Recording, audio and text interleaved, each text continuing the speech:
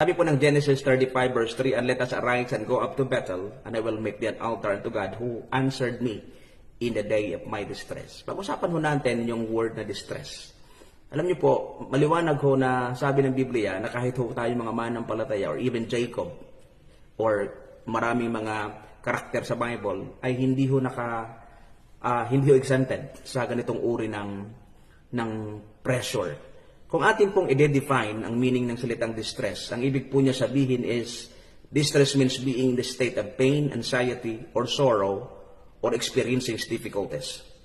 So, ang kailangan natin, we need to recognize that distress is a part of life.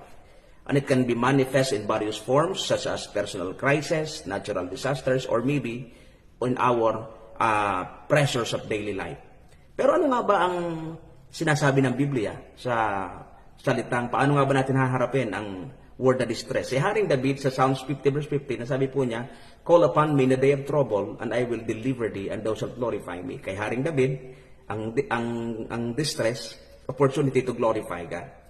Pero si Pablo, kahit sa gitna ng kanyang distress, pinupuri niya ang Panginoon. Sabi ng verse number chapter 4 ng 8, "We are troubled on every side, yet not distressed. We are perplexed, but not in despair." Mga minamahal, tamang pananaw ng salita ng Diyos upang ma-overcome natin ang salitang